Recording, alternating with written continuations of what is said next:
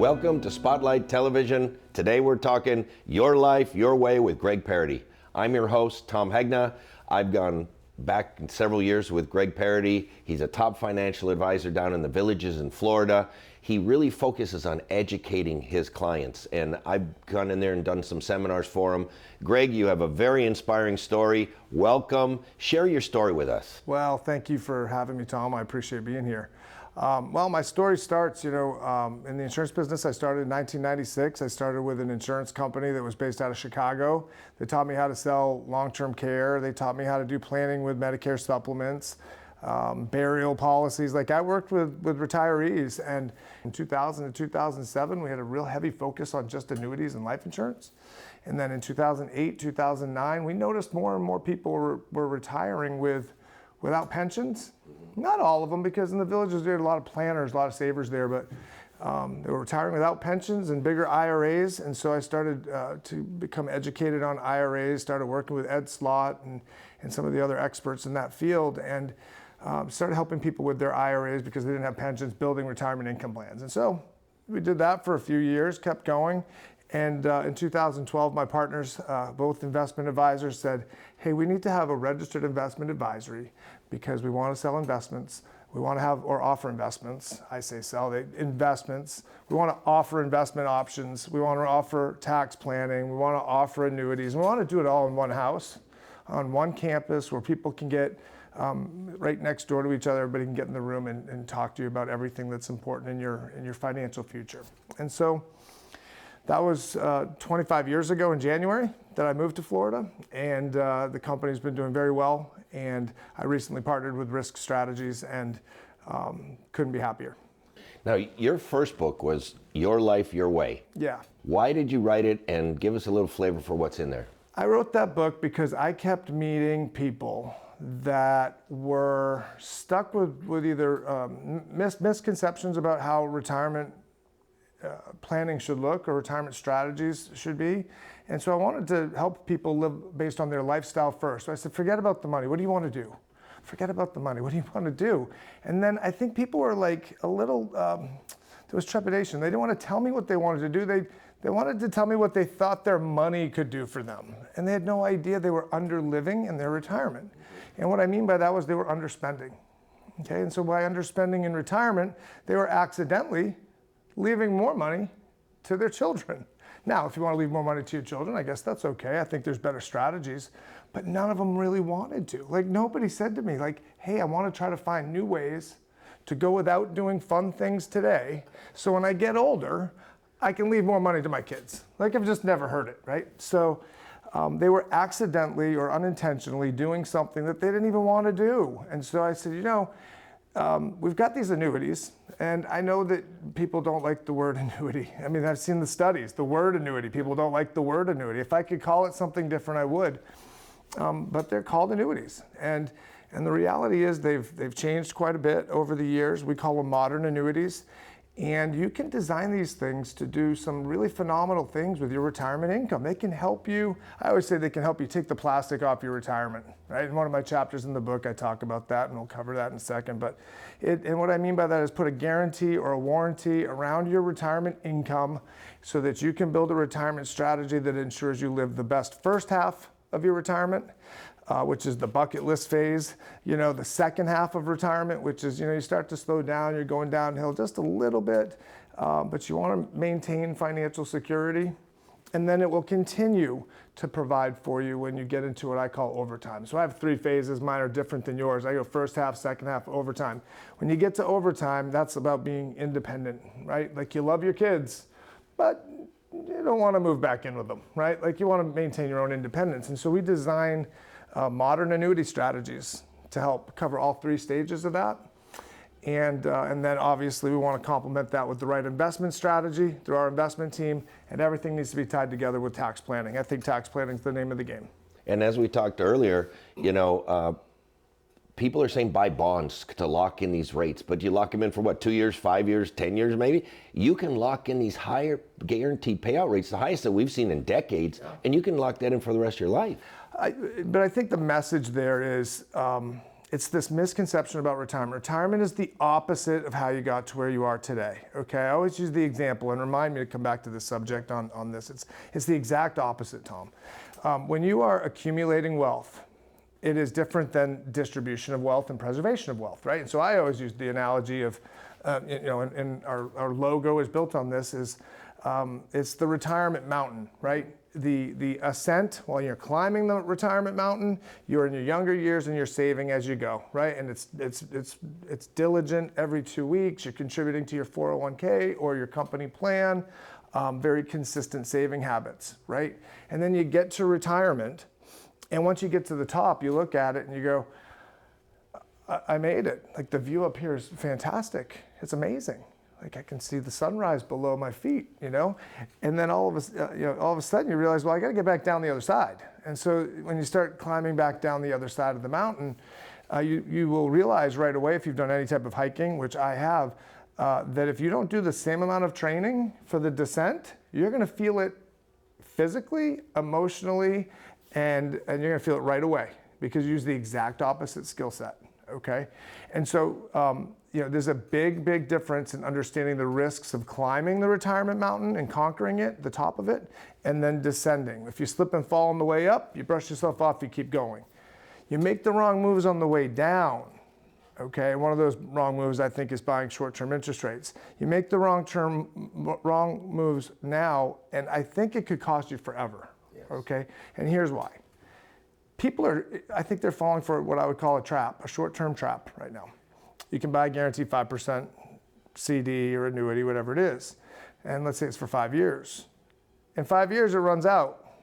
Then what do? You got to make another decision. Here's what you can do.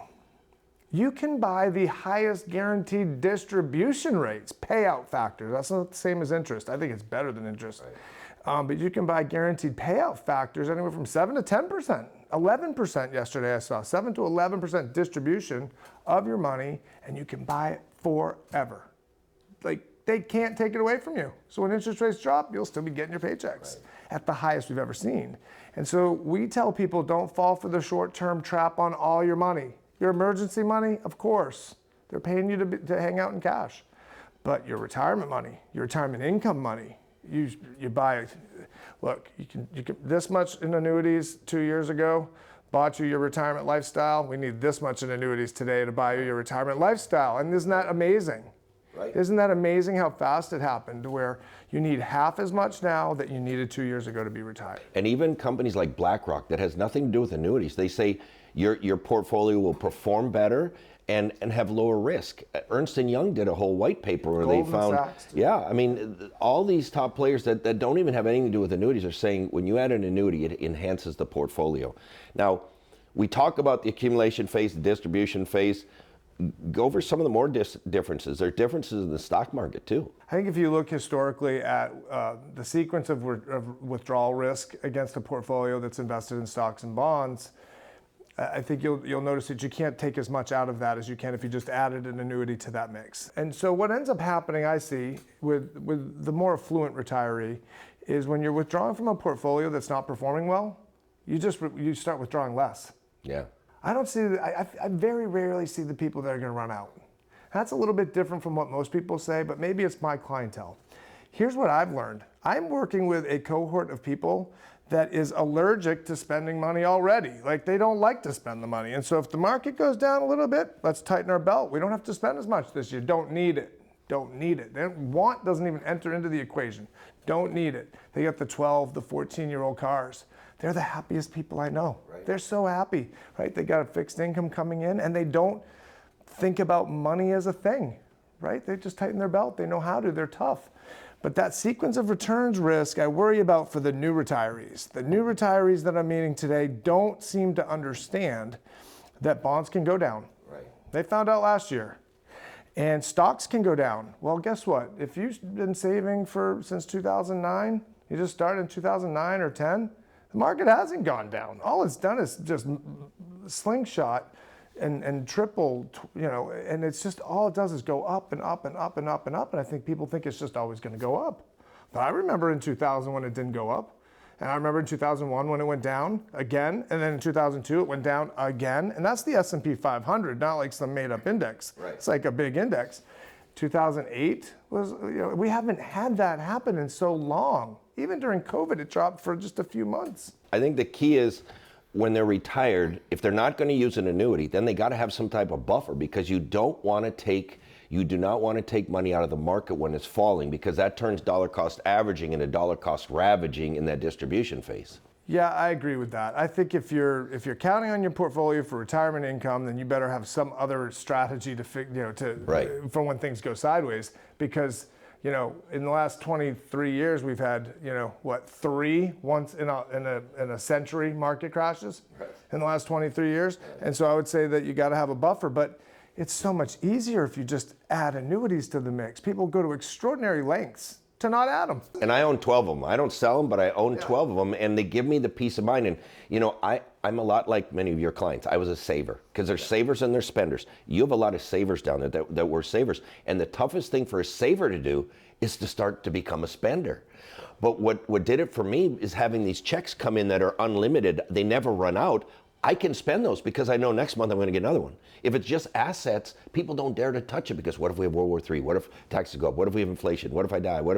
There's too many what ifs. And I would add to that it's really not how you got here. It's not how you got to retirement. So we're asking people to manage their money a certain way for 40 years while you're working, every 2 weeks or every month.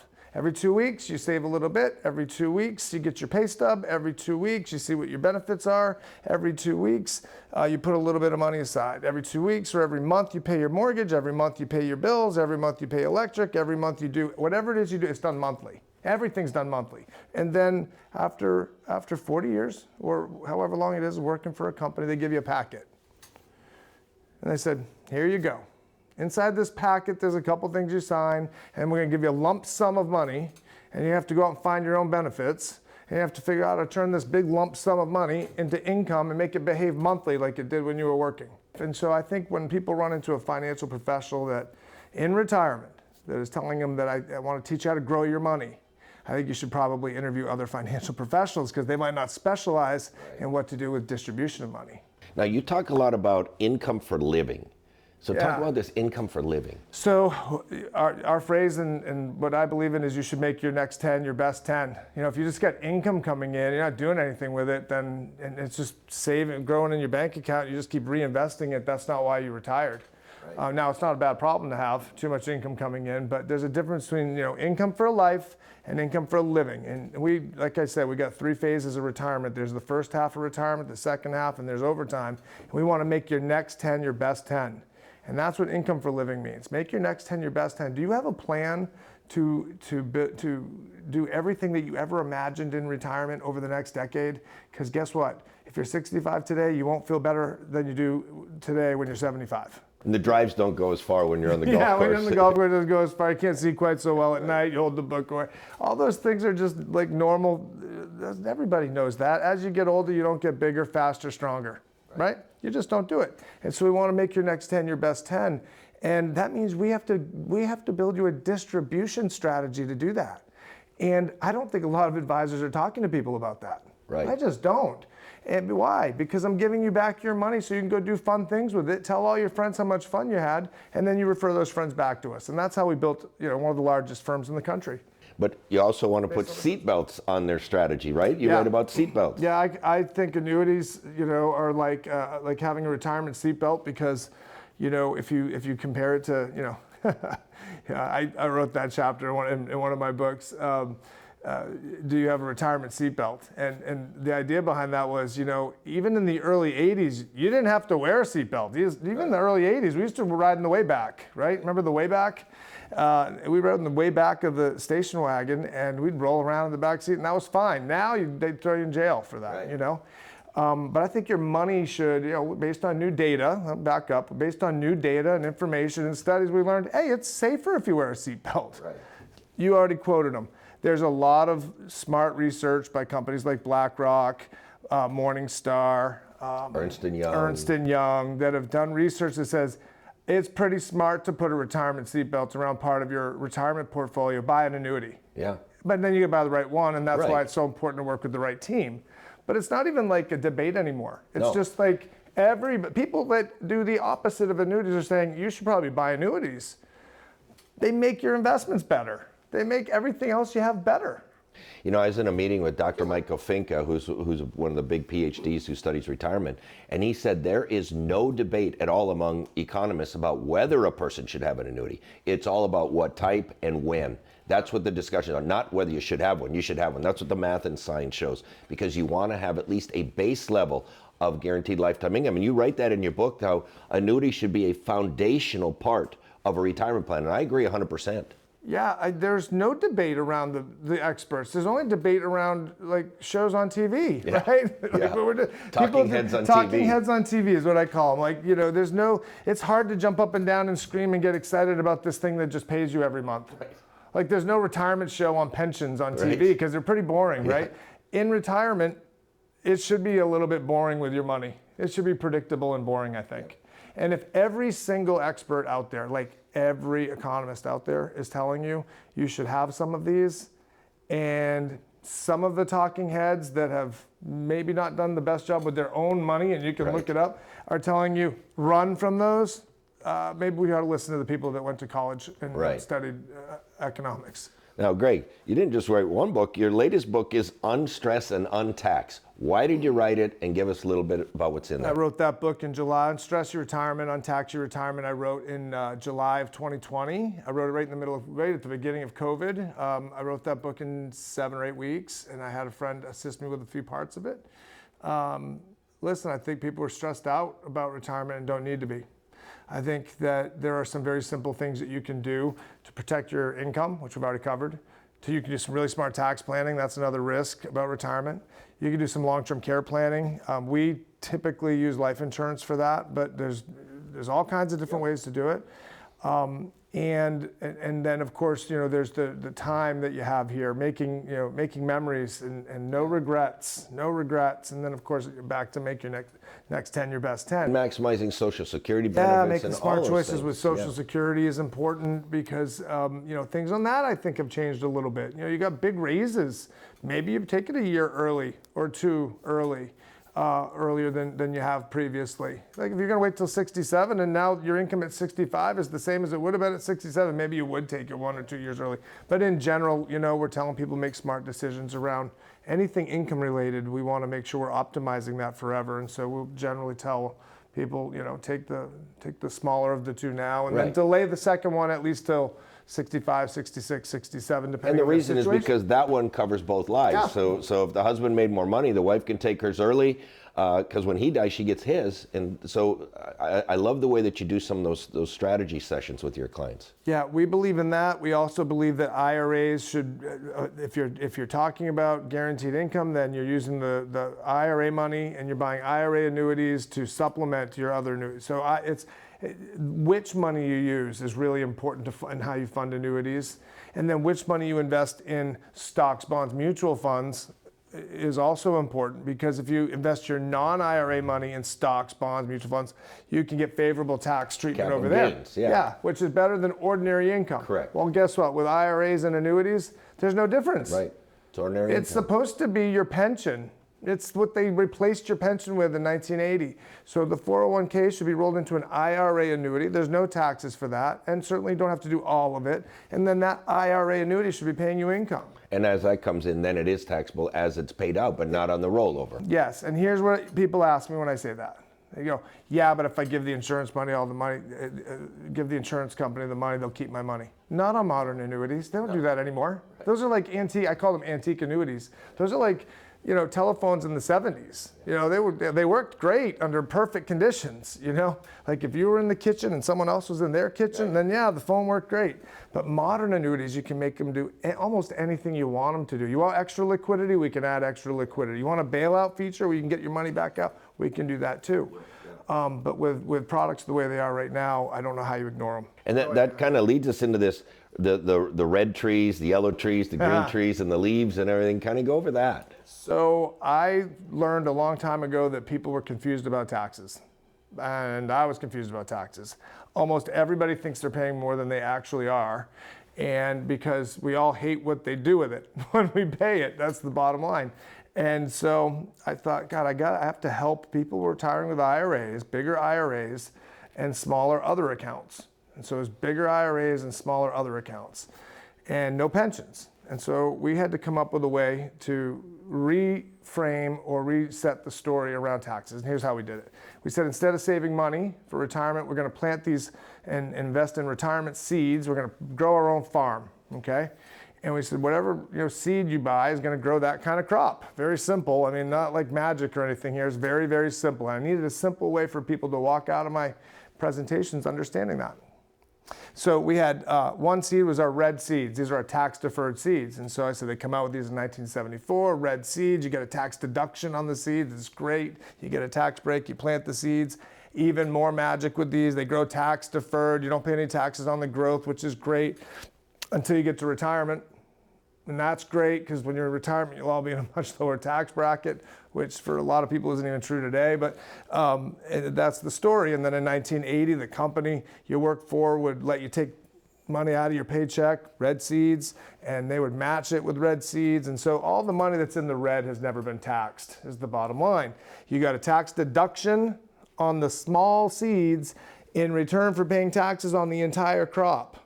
Okay, which back in the 70s and 80s was probably a good idea because the highest Tax rate were higher. Yeah, 1980 the top tax rate was 50%. Today the top tax rate's like 37%. I mean, it's crazy how low our taxes are today. So you got this big tax deferred crop of money, and people go, "Well, I can't touch that money. I got to pay taxes on it." I go, "Okay, well, what happens when you die?" They go, "Well, my kids will get it and they'll have to pay taxes on it." I go, "Okay, well, what happens when you turn 73? I'll have to take money out of it and then I'll have to pay taxes on it." So you have to pay taxes no matter what. Here's the difference. If you die with it and leave it to your kids, they're more likely to pay twice as much in taxes than you would have spent if you just used it. Right. And by the way, you'd have more fun using it while you're living than when you're dead. And you didn't want to leave it to them anyway. So we designed distribution strategies around getting the money out of the red at the lowest possible tax. We call it in the red because we don't know what the tax is. We won't know till we take it out. It gets added to your other income. Can create stealth taxes on top of that, Medicare, this thing called IRMA, which makes people nuts. And rightfully so. You get some people are paying $1,000, $1,100 a month for Medicare, right, because they have to take money out of their red trees. Okay, so that's the tax deferred money. That money's in the red. You're running a business and the red is no good. I imagine on a farm it's not either. And then you have your green seeds. Okay, as I've simplified it, we just went right to the green seeds. You pay taxes on the seeds, you get the crops for free. They grow tax free. You can take income tax free. When you die, it goes to your kids tax free. So which would you rather do? Pay taxes on the seeds and get the crops for free, or get a deduction on the seeds and pay taxes on the whole crop?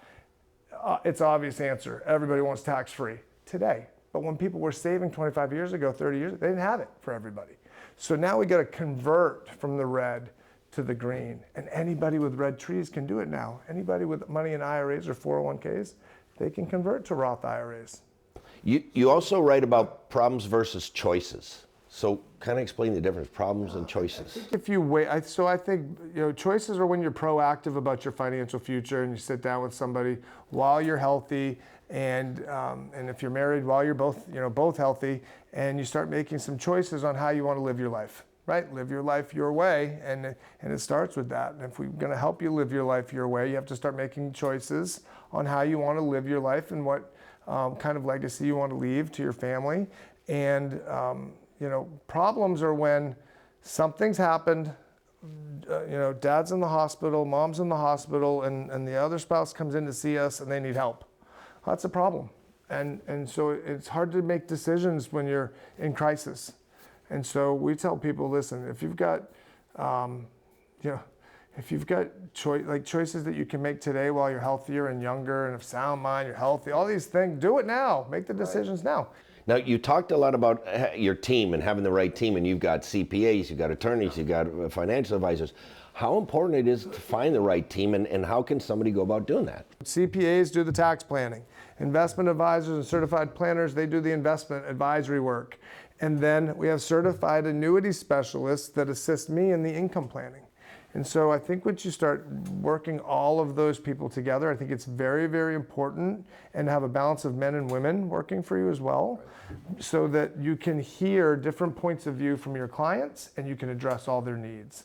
And when you go through a 6, 7-step process like the one that we have, we're gonna, listen, by the end of it, we typically have it down to where we know what you want, we know how to get it for you, and you know who we are and what to expect from us. And we think that's super important. Any final tips that you want to share with the viewers? I would just tell everybody, if you're nearing retirement or you're in retirement, right now is probably the golden age of retirement income. Like, you can buy more income right now than you ever could before. So I would not be waiting for the market or interest rates to drop before I start exploring these strategies. Take advantage of these things, start being proactive, and start looking into what your options are today, and work with a team that covers all the bases, because you're going to need that team for the rest of your retirement. Very good. Thank you so much, Greg. And for everybody, this was Your Life, Your Way with Greg Parity. Thank you very much for attending today.